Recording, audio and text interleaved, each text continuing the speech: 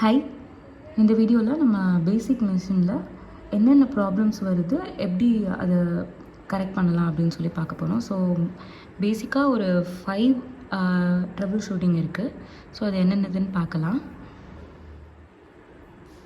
ரொம்ப காமனாக வர்ற ஒரு ப்ராப்ளம் என்ன அப்படின்னா, ஸோ ஸ்டிச் வந்து ஒழுங்காக விழாது. ஸோ லூப்பாக வரும். ஸோ இப்போ ஸ்டிச் பண்ணும்போது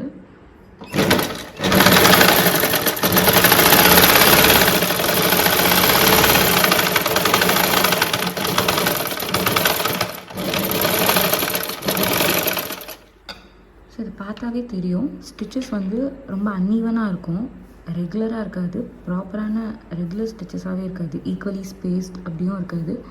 அதோட பேக் சைடில் பார்த்தா இந்த மாதிரி இருக்கும்.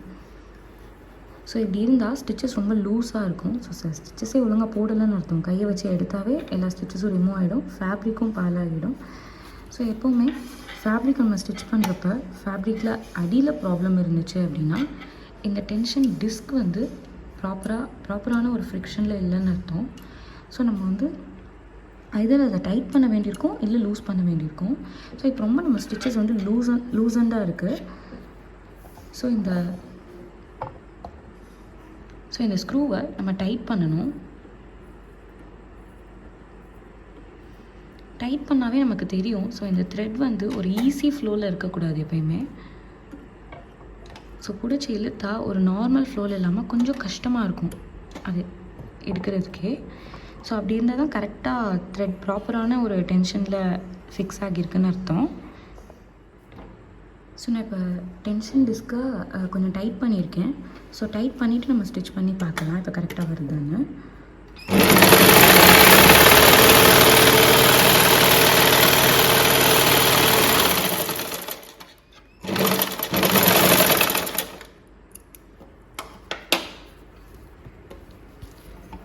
ஸோ இப்போ பேக் சைட்லேயும் முன்னாடி இருக்கிற மாதிரியே ஸோ நீட்டாக ஒவ்வொரு ஸ்டிச்சும் ஈக்குவலி ஸ்பேஸ்டாக இருக்கும், ஒவ்வொரு ஸ்டிச்சோட சைஸும் ஈக்குவலாக இருக்கும்.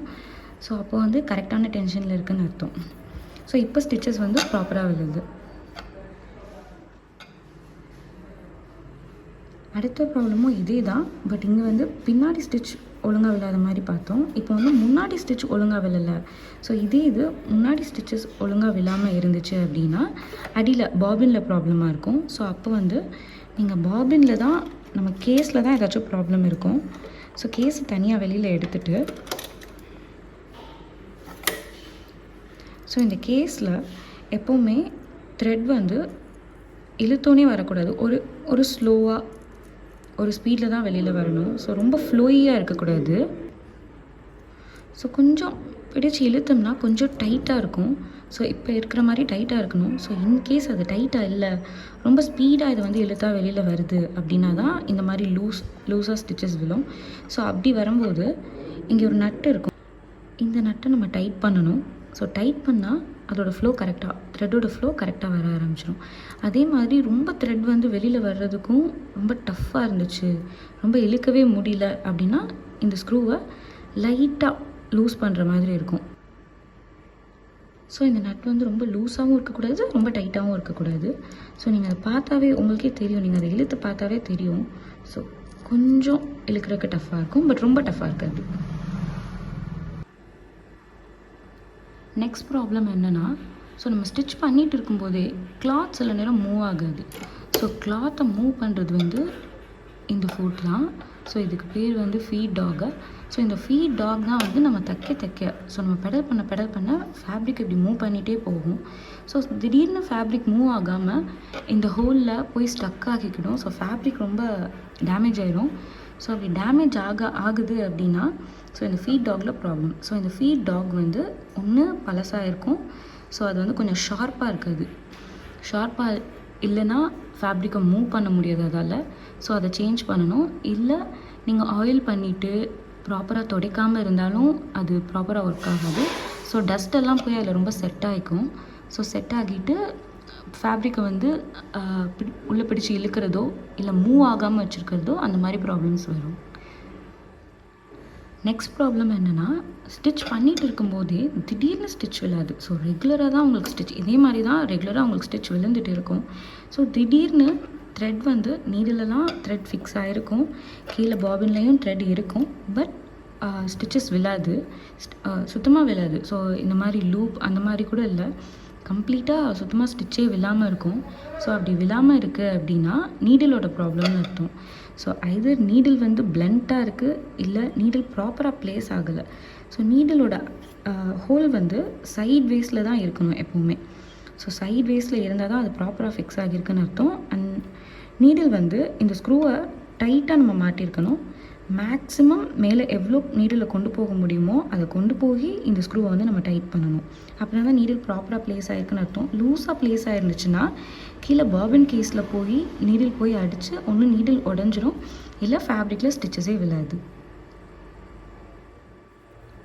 அடுத்த ப்ராப்ளம் என்னென்னா, சம்டைம்ஸ் நம்ம ஸ்டிச் பண்ணிகிட்டு இருக்கும்போதே இந்த மாதிரி வந்து ஃபேப்ரிக் வந்து இந்த மாதிரி ஆகும்.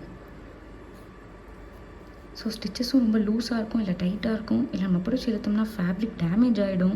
ஸோ அப்படி ஃபேப்ரிக் டேமேஜ் ஆகுது, ஸ்டிச்சஸ் ப்ராப்பராக இல்லை அப்படின்னா நீடில் ப்ராப்ளமாக இருக்கும். ஸோ நீடில் ப்ராப்பராக ப்ளேஸ் ஆகியிருக்காது, இல்லை நீடில் வந்து ஷார்ப்பாக இருக்காது. நீடில் எப்போவுமே ஒவ்வொரு பீஸ் ஆஃப் ஃபேப்ரிக் நம்ம யூஸ் பண்ணும்போதும் நீடில் ஷார்ப்பாக இருக்கான்னு செக் பண்ணிக்கோங்க. ஸோ நீடில் ஷார்ப்பாக இல்லைன்னா ஃபேப்ரிக் ஃபுல்லாக நீங்கள் எங்கெங்கே ஸ்டிச் போடுறீங்களோ அங்கெல்லாம் ஃபுல்லாக டேமேஜ் ஆகிரும். சில ஃபேப்ரிக்ஸ் ஃபிக்ஸும் ஆகாது. ஸோ நீங்கள் every time once in a while நீங்கள் வந்து நீடில் வந்து சேஞ்ச் பண்ணிகிட்டே இருங்க. எப்போவுமே ஷார்ப் நீடில் யூஸ் பண்ணுங்கள்.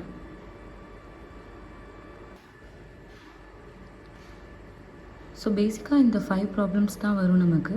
ஐதர் ஸ்டிச் ஒழுங்காக விழாது, இல்லை ஃபேப்ரிக் டேமேஜ் ஆகும். ஸோ இதை நம்ம ஃபிக்ஸ் பண்ணிட்டாவே நமக்கு மேக்ஸிமம் எந்த எரரும் வராது. ஸோ பாபின், டென்ஷன் டிஸ்க், அதுக்கப்புறம் நீடில் ரொம்ப ரொம்ப இம்பார்ட்டண்ட்டாக இந்த 3 பார்ட்டை நம்ம யூஸ்வலாக மெயின்டைன் பண்ணிகிட்டே இருந்தாவே ஓகே தான். So once in a while மெஷினை ஆயில் பண்ணுங்கள். ஆயில் பண்ணோடனே நெக்ஸ்ட் டேவே மேக்ஸிமம் எதுவும் ஆயில் ரிமைனிங் இல்லாமல் தொடச்சிருங்க. ஸோ அது ஃபேப்ரிக்கையும் ஸ்பாயில் பண்ணாது, மெஷினும் ஸ்பாயில் ஆகாது.